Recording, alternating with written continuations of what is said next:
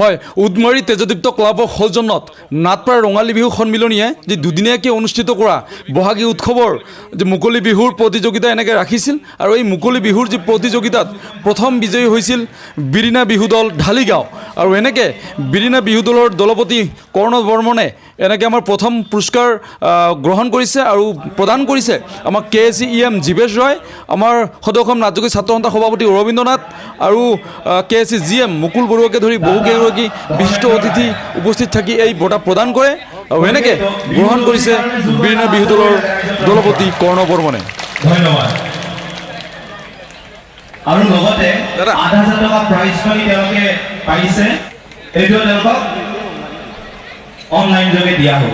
আৰু এই মুকলি বিহু প্ৰতিযোগিতাত দ্বিতীয় স্থান পাবলৈ সক্ষম হৈছিল বঙাইগাঁও সাংস্কৃতিক গোষ্ঠীয়ে আৰু বঙাইগাঁও সাংস্কৃতিক গোষ্ঠীৰ হৈ দলপতিয়ে এনেকৈ বঁটা গ্ৰহণ কৰিছে আৰু বঁটা প্ৰদান কৰিছে আমাৰ সদৌ অসম ৰাজযোগী ছাত্ৰ সন্থাৰ সভাপতি অৰবিন্দ নাথ, উদমাৰী তেজদীপ্ত ক্লাবৰ সভাপতি অৰবিন্দ নাথ আৰু এনেকৈ উপস্থিত থাকে ৰাজেন নাথ আৰু ধীমান দাকে ধৰি বহুকেইগৰাকী আমাৰ বিশিষ্ট অতিথি এনেকৈ বঁটা প্ৰদান কৰে। দাদা, আপুনি এটি বেষ্ট ঢুলীয়া, কি নাম আছিল আপোনাৰ? মনিন ৰাজবংশী। এই ছোৱালীজনী সুন্দৰ নাচিছে, তাৰ বাবে তেওঁ পাইছে। কেনেকুৱা লাগিল বেষ্ট নাচনী হিচাপত পাইছা? বেষ্ট পেপা বাদক, সুন্দৰ পেপা বজাইছে, গতিকে বিচাৰিছোঁ আপুনি বেষ্ট পেপা বাদক হিচাপত পাইছে আৰু ভেকচন প্ৰতিযোগিতাত এনেকৈ প্ৰথম স্থান দখল কৰিবলৈ সক্ষম হয় আমাৰ বৰলুই ধুচুৰী দলৰ বিহুৱা প্ৰাঞ্জল নাথ আৰু সহযোগী কি নাম আছিল ৰাজেন নাথে। বঢ়িয়া, থেংক ইউ। ভেকচন প্ৰতিযোগিতাত তোমালোকে প্ৰথম স্থান পাবলৈ সক্ষম হৈছা, তো একচুৱেলি কি কি সাজিছিলা? মানে দৰা কোন আছিল, কইনা কোন আছিল? আৰু বিহু মইনাৰ প্ৰথম সোণাক্ষী নাথ আৰু বিহু মইনাৰ দ্বিতীয় স্থান লাভ কৰিছে ভায়লিনা নাথ, গোপীগাঁৱৰ হয় আৰু বঁটা বিতৰণ কৰিছে আমাৰ বিমান দাই। মানে ভাল লাগিছে আজি, হে দ্বিতীয় পুৰস্কাৰ পাইছা, ভালকৈ নাচিলা। মৌ কুঁৱৰীৰ প্ৰথম কণমণি দাই আৰু এয়া মৌ কুঁৱৰী দ্বিতীয় ৰিয়া নাথ। মাইনা ঘৰ ক'ত আছিল? বিলাচীপাৰা। কোন ক্লাছত পঢ়ি আছা? আজি মৌ কুঁৱৰী দ্বিতীয় হৈছা, কেনেকুৱা লাগিছে? ভাল লাগিছে। দেউতাৰ নাম কি হয় নেকি? দে ভালকৈ নাচিবি দেই। আৰু এয়া চিত্ৰাংকন প্ৰতিযোগিতাৰ প্ৰথম দেৱশ্ৰী নাথ, উদমাৰী গাঁৱৰ। জামৰ প্ৰথম ৰোহিত আলী, ক'ত ঘৰ পাব? ইয়াতে। আৰু এয়া লং জামৰ ছেকেণ্ড শচীন নাথ। কিমান ফুট জাম্প কৰিলি? 18.5। বাপৰে। মহিলাৰ যি মিউজিকেল চেয়াৰ খেল প্ৰতিযোগিতা হৈছিল আৰু ইয়াতে প্ৰথম বিজয়ী হৈছিল এনেকৈ পম্পী নাথে। মিউজিক চেয়াৰ খেল প্ৰতিযোগিতাত দ্বিতীয় স্থান লাভ কৰে আৰু আমাৰ কুকুৰা যুঁজ খেল প্ৰতিযোগিতাত প্ৰথম স্থান লাভ কৰে কি নাম আছিল? সুৰজ নাথ, উদমাৰী গাঁৱৰ হয় না? কোন ক্লাছ হয়? 5। বঢ়িয়া। ইয়াৰ কুকুৰা যুঁজ খেলৰ প্ৰথম বিজয়ী সুৰজ নাথ, উদমাৰী গাঁৱৰ।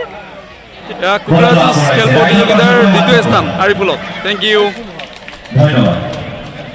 আৰু এয়া পানীত পাৰত খেলৰ দ্বিতীয় বিজয়ী টুটুমণি নাথ, উদমাৰী গাঁৱৰ হয় না? কোন ক্লাছত? বঢ়িয়া, ভালকৈ পঢ়িবি দেই। বঢ়িয়া। এয়া ধনমণি নাথ, পানীত পাৰত খেলৰ দ্বিতীয় প্ৰথম। Thank you. ক'ত ঘৰ আছিল? ইয়াতে উদমাৰী। আৰু এনেকৈ মীনাক্ষী নাথ, তোমাৰ নাম মীনাক্ষী আৰু তোমাৰ নাম কি আছিল? দুলুমণি। এয়া দৌৰ প্ৰতিযোগিতাৰ প্ৰথম আৰু দ্বিতীয় বিজয়ী। কোন ক্লাছত? 5 আৰু তুই 4। ভালকৈ পঢ়িবি দেই। বঢ়িয়া। আমি জানো running is the king of exercise আৰু এই দৌৰ প্ৰতিযোগিতাৰ প্ৰথম কি নাম আছিল? ইকবাল হুছেইন। আৰু তোমাৰ নাম? জুলফিকাৰ। আৰু কবিতা আবৃত্তিত এনেকৈ প্ৰথম স্থান দখল কৰিবলৈ সক্ষম হৈছে দেৱশ্ৰী নাথে। আৰু এটা প্ৰাইজ পাইছিল।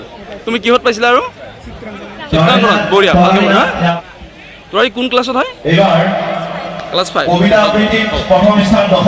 আৰু কবিতা আবৃত্তিৰ এনেকৈ প্ৰথম লক্ষ্মী নাথ আৰু দ্বিতীয় মায়াৰাণী নাথে এনেকৈ বঁটা পাবলৈ সক্ষম হৈছে। খুবেই ভাল। আগন্তুক দিনত আৰু ভালকৈ কবিতা আবৃত্তি কৰিব লাগিব। Thank you. আৰু আমাৰ লং জাম্পৰ প্ৰথম বাপন নাথ, কিমান মিটাৰ দূৰ জাম্প কৰিছিলে? 19.5। ৱাও, 19.5। এনেকৈ লং জাম্পত প্ৰথম বিজয়ী বাপন নাথ।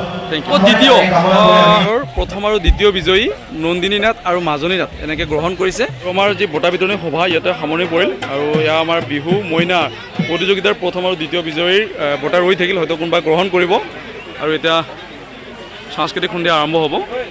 আজি আমাৰ আৰু সাংস্কৃতিক আইমাতৃৰ যি তৰফৰ পৰা মঞ্চ যোনকৈ মঞ্চখন মুকলি কৰিব ওলাইছে এনেকৈ আমাৰ সদৌ অসম নাট্য ছাত্ৰ সন্থাৰ সভাপতি ৰবীন্দ্ৰনাথ ডাঙৰীয়াই এনেকৈ আমাৰ যি সাংস্কৃতিক মঞ্চখন এনেকৈ মুকলি কৰি আছে। বহুত বহুত ধন্যবাদ দাদালৈ। আৰু এইখিনিতে নিজৰ জোৰকৈ হাত চাপৰি বিচাৰিছোঁ, জোৰকৈ হাত চাপৰি বিচাৰিম। হয়, জোৰকৈ হাত চাপৰি বিচাৰিছোঁ। ইয়াৰ পিছত হাত চাপৰি বিচাৰিছোঁ। ধন্যবাদ।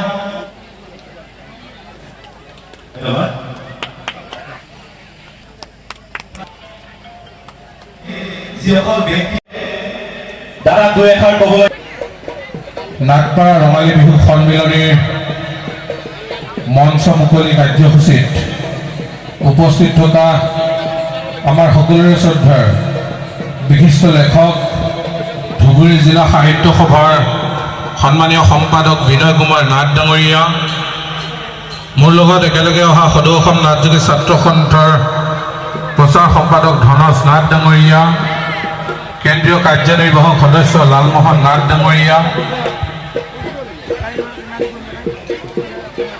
এই অঞ্চলৰ বিশিষ্ট ব্যক্তিসকল, মোৰ লগতে থকা বিমান দাদা,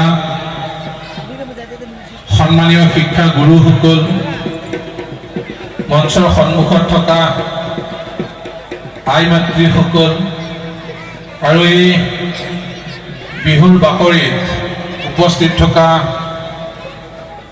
সমূহ বিহুবলীয়া ৰাইজ, সকলোকে সদৌ অসম নাথযোগী ছাত্ৰ সন্থাৰ পবিত্ৰ মঞ্চৰ পৰা আপোনালোকক পলমকৈ বহাগ বিহুৰ ওলগ যাচিছোঁ আৰু অসমীয়া নৱবৰ্ষৰ হিয়া ভৰা শুভেচ্ছা জ্ঞাপন কৰিছোঁ।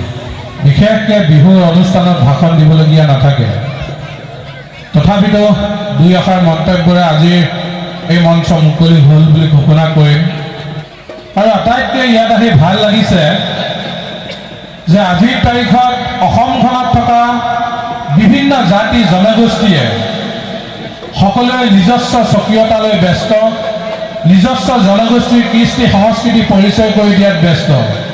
কিন্তু আপোনালোকে যদি খুব সুন্দৰকৈ দেখে তেতিয়াহ'লে যিখন বেনাৰ পিছফালে লাগি আছে, পিছফালে লাগি থকা বেনাৰখনত দেখা পাব যে